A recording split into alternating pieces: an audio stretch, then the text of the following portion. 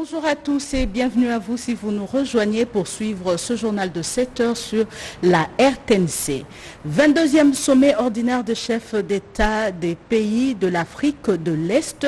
Le Premier ministre Jean-Michel Sama Lukonde Kyenge a représenté le chef de l'État Félix Antoine Tshisekedi, le chef du gouvernement, est à la tête d'une délégation composée des ministres du Commerce et les experts de la présidence de la République. Les détails avec Pati Tondor.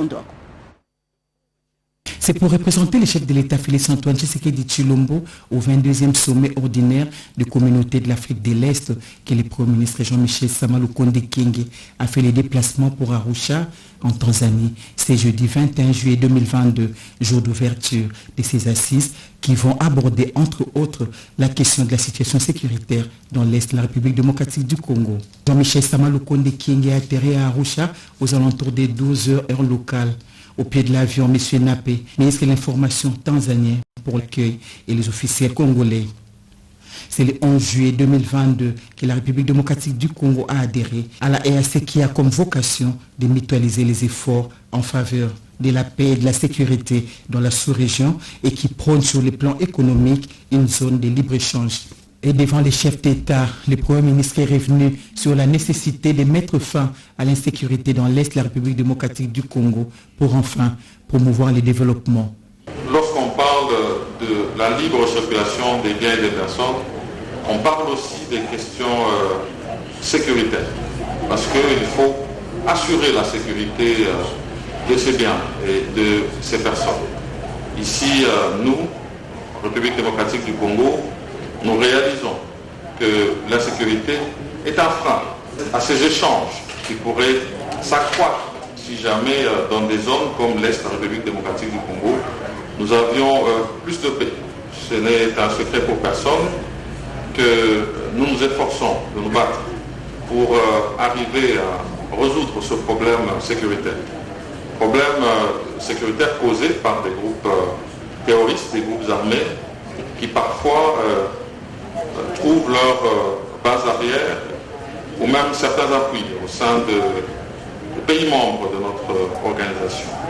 Mais au-delà de ça, je crois que c'est important justement, et c'est pour ça que nous venons dans ces forums, pour justement garantir les échanges qui peuvent permettre d'éradiquer ces problèmes sécuritaires.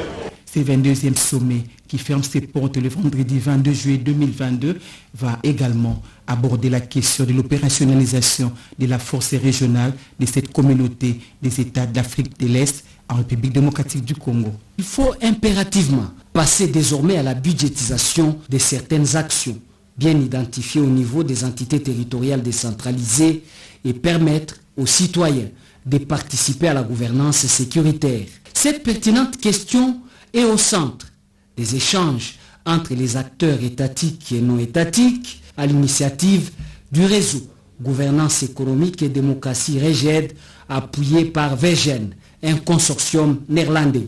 Le représentant du vice-premier ministre, ministre de l'Intérieur, son directeur de cabinet, prend cette réflexion comme une traduction claire de l'un des principes importants de la réforme du secteur de sécurité en RDC. Les moyens, oui, il en faut. D'où l'interpellation des députés, ici représentés par les deux présidents des commissions défense et sécurité du Parlement sur le crédit à allouer à la gouvernance sécuritaire. Ça va nous permettre bien évidemment de tenir compte des inputs qui viennent des territoires.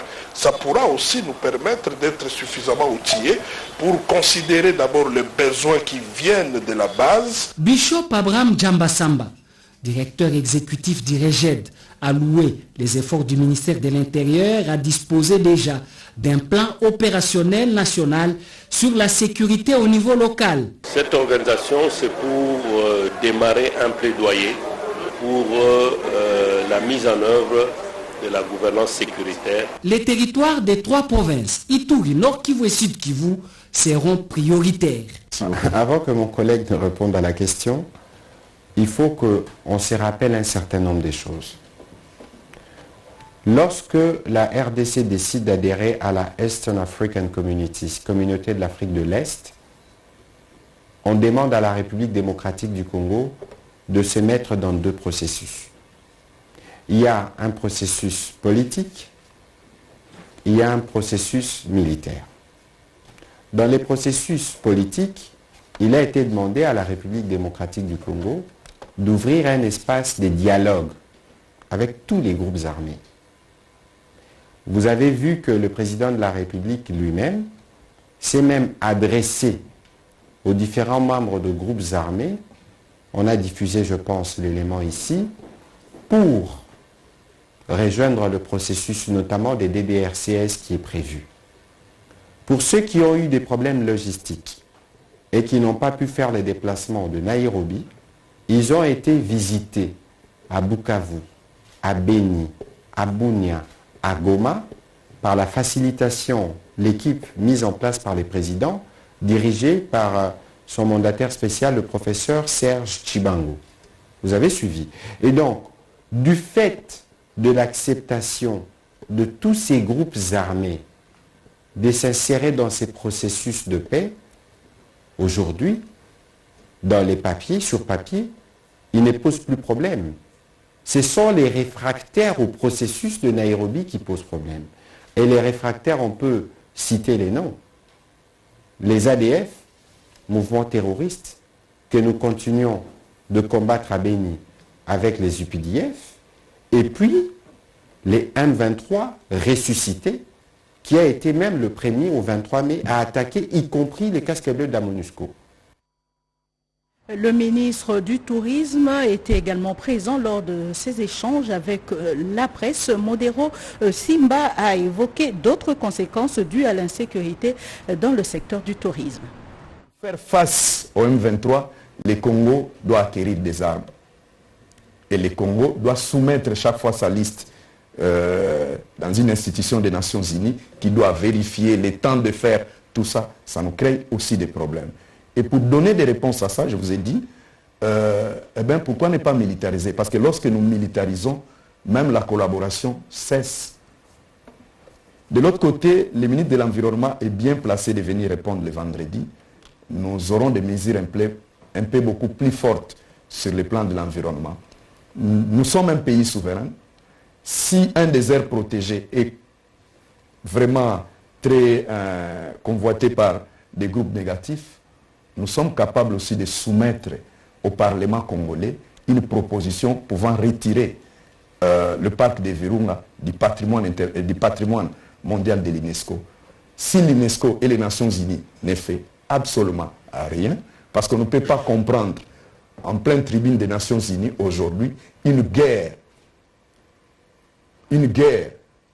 au sein d'un patrimoine universel ne soit pas décriée et que personne ne comprend. Il faut pousser ces gens à comprendre.